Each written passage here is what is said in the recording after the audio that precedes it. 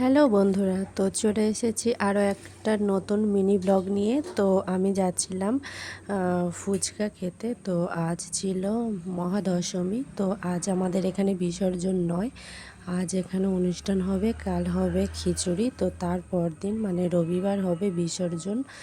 তো আমি কাল তোমাদেরকে দিনের বেলা ভিডিওটা করে দেখিয়েছিলাম, তো সেখানে তো লাইটিংটা দেখাতে পারিনি। তো এই সন্ধ্যাবেলায় এই যে এরকম করেছিল লাইটিংটা এই বছর।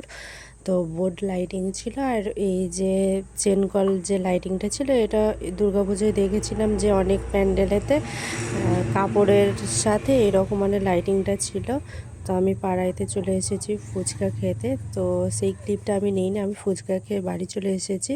তো এসে আমি দেখছিলাম যে কি কি খাওয়া যায়। তো এখানে ছিল মোচা চিংড়ি, তো তারপর এটা ছিল কলা আলু মাছ দিয়ে ঝোল, তো মাছগুলো নিচের দিকে ছিল। এটা ছিল মাংস।